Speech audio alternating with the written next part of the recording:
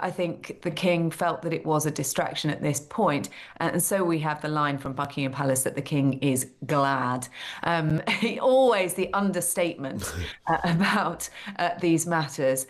So yes, it is a bit of a fudge at this point, but it does swiftly take a charge of this situation before that visit to meet the Pope next week. Prince Andrew will no longer be known as the Duke of York after a drawn-out but ultimately failed attempt to hang on to his titles. In a statement, the King's brother admits that accusations about him distract from the work of the royal family. He continues to deny any wrongdoing over his links to the paedophile Jeffrey Epstein. Sarah Hewson, royal correspondent, joined us now. Morning, Sarah. Morning to you, Callum. It seems like, although the statement from Prince Andrew was that this was kind of his decision, I mean, he was nudged/pushed in this direction, wasn't he? Absolutely, Callum, and his pariah status is now complete. This is a monumental fall from grace and a humiliation for a man for whom status and titles mean a lot. He will no longer be known as the Duke of York. He does retain that title of Prince. That is his birthright as the son of a monarch, but he will no longer be the Duke of York, and he will also relinquish his Knight of the Order of the Garter as well. We haven't seen him take part in the Order of the Garter ceremony for some years now, but he has been there in the private moments behind the scenes. That will no longer be the case. And I think this was long overdue. The royal family had been hoping that the decision that was taken by the Queen back in 2022 to strip Prince Andrew of his remaining military titles and patronages was enough to distance themselves from his friendship with Jeffrey Epstein and this constant drip, drip, drip of negative headlines and scandals. But it hasn't been. And as you said, Callum, this has threatened to overshadow the King's reign. Next week, we have the King and Queen visiting the Holy See. The King will be praying with the Pope, the first British monarch to do so in 500 years. At the same time, we also have Virginia Giuffre's posthumous autobiography being released, and they needed to take decisive action. The pressure had been growing for the King to be seen to be doing something, but this way, by Prince Andrew doing this voluntarily, in inverted commas, gives the King a little bit more space. It also means it didn't need an active parliament.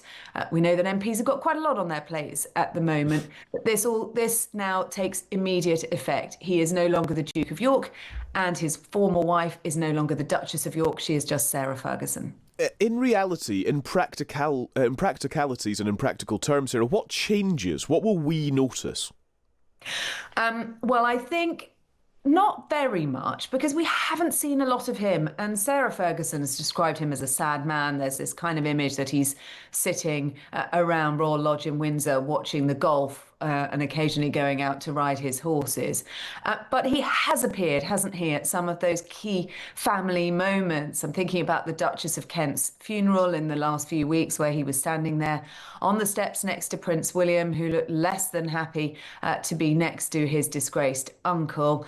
King Constantine of Greece's memorial service, where Prince Andrew stepped in that void where the King and the Princess of Wales weren't there. The Prince of Wales was also absent, and there he was leading the family into St George's Chapel. We're not going to see that. We're not going to see him walking to church on Christmas morning on the Sandringham estate with the family.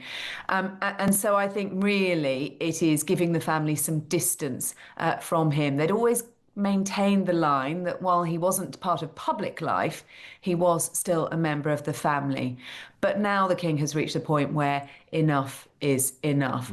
The statement, I would say, though, from Callum from the Duke of York, the former Duke of York, Prince Andrew, is still quite bullish.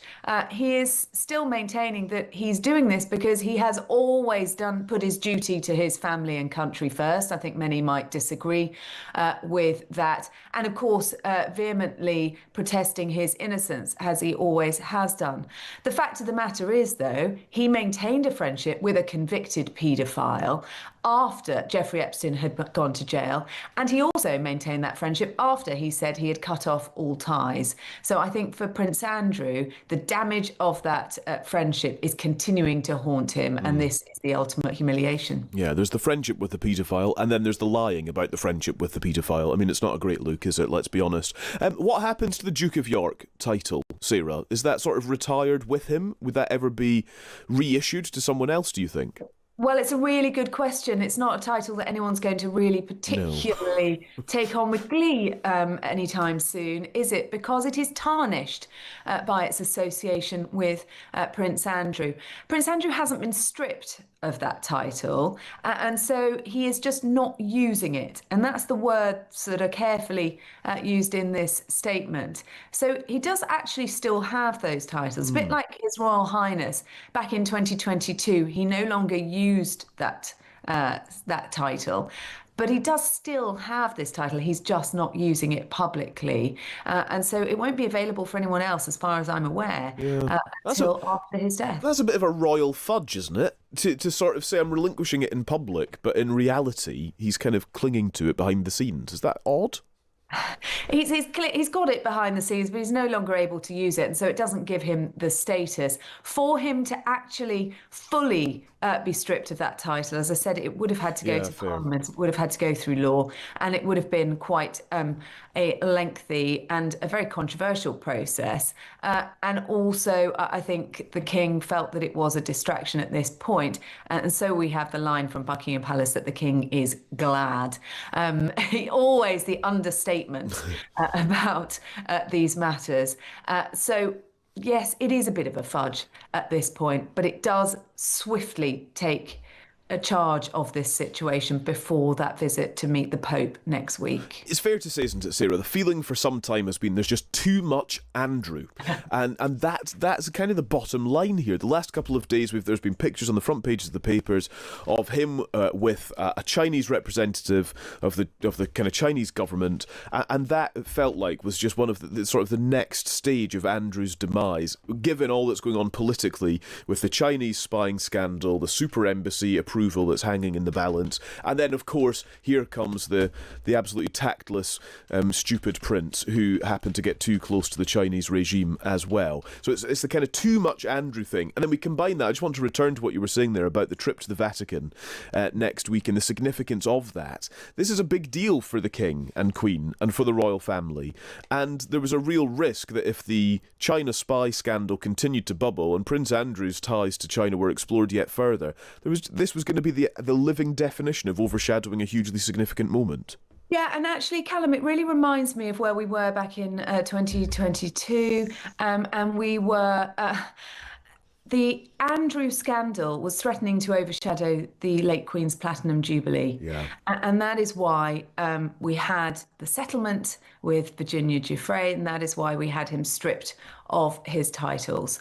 And so I feel we've got to that moment again now, because this certainly was overshadowing the King's reign. Every time the royal family were trying to get on with their work, another headline would come out about Prince Andrew.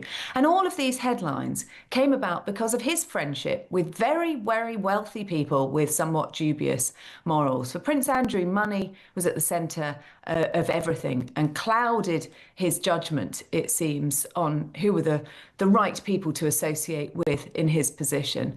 And so, as you say, the Jeffrey Epstein scandal, of course, the most damaging to Prince Andrew. But the Chinese spy scandal, that is what prompted the royals to say to Prince Andrew, you need to stay away from Christmas at Sandringham last year. But back in the headlines again this week, a story that has been rocking Westminster, and again with that decision over the Chinese super embassy. So I think Prince Andrew and his associations, which are spread far and wide, they've kicked it into the long grass for now. Sarah, really good to speak to you. Thank you very much. Thanks for joining us. That's royal correspondent Sarah Hewson. Lots to discuss over the course of the programme. We're going to be speaking not only to people who are kind of in the know about the royal family, giving us a sense of the conversations, as Sarah did there, behind the scenes. But we're also going to speak to A.N. Wilson as well, aren't we, at 8:30, on a kind of historical aspect. Where does this sit historically? Before, has this ever been done? Do they need to ensure that it's easier to strip royals of their titles if they were to get in the same situation again. Because as you point out, it is a little bit odd that he essentially retains the title in private, because the only way that he could be properly, fully stripped of it is through an Act of Parliament, and clearly there's better use of parliamentary time right now if Andrew is prepared to, under strong guidance from the King, no longer use those titles. It's just a bit fudgy. That's the thing. And so I suppose in reality it probably means very little. You know, he'll be a bit more invisible now. We'll see him less, you would think, unless there's more scandal to be reported, and let's not rule that out. So he'll be kind of behind closed doors. I mean, does he just call himself the Duke of York behind closed doors? I don't know. It's just a bit odd. Exactly. Do we just have to sort of count it as it doesn't matter, it's not significant? He is all but banished from public life by order of the King, it would appear. But why did all of this take so long? What does it tell us about the King that he has finally decided, reportedly along with Prince Andrew, to relinquish, or to ask his brother to relinquish, all of his titles? So let's remind ourselves of how we got here with the help of a very good guide, which you can read at thetimes.com right now. OK, so where did it all start? Well, in 1999, Prince Andrew is believed to have been introduced to Jeffrey Epstein by their mutual friend Ghislaine Maxwell. A year later, in June 2000, Maxwell and Epstein are guests at a party hosted by Queen Elizabeth at Windsor Castle. In December of that year, Prince Andrew hosted a shooting weekend at Sandringham, and Jeffrey Epstein was among the guests. In March 2001, that's when Virginia Giuffre alleges that as a 17-year-old she met Prince Andrew, where they dined and danced at Tramp nightclub in London, where she said Andrew sweated profusely. She says later that she had sex with the Prince at Maxwell's home in Belgravia. In December 2010, Prince Andrew is photographed walking around Central Park in New York with the convicted paedophile Jeffrey Epstein after the businessman's conviction and release from prison for the sexual exploitation of children. Prince Andrew said that he had ended his friendship with Epstein after that. It was in February 2011 when Prince Andrew wrote to Epstein saying, "We are in this together," after a photograph of Andrew's arm showed his arm around Virginia Giuffre's waist.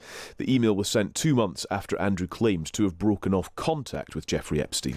Fast forward to April 2015, and Prince Andrew was named in court papers as part of a US civil case against Epstein.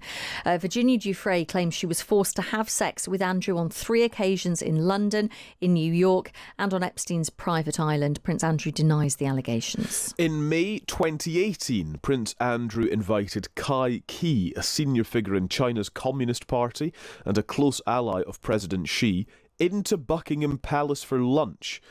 Qi is the Chinese official at the centre of the Beijing spy case. In August 2019, Jeffrey Epstein was found dead in his New York jail cell after being arrested and charged with sex trafficking. In November 2019, Prince Andrew was interviewed on Newsnight, during which he claimed he could not have had sex with Giuffre because her description of him sweating while dancing could not be true because he is unable to sweat. The interview was deemed so disastrous at that point that shortly afterwards he announced he was stepping back from public duties. In February 2022, with the story dominating headlines ahead of the Queen's Platinum Jubilee, Prince Andrew settled a civil case brought against him by Virginia Giuffre for reported £12 million with no admission of liability.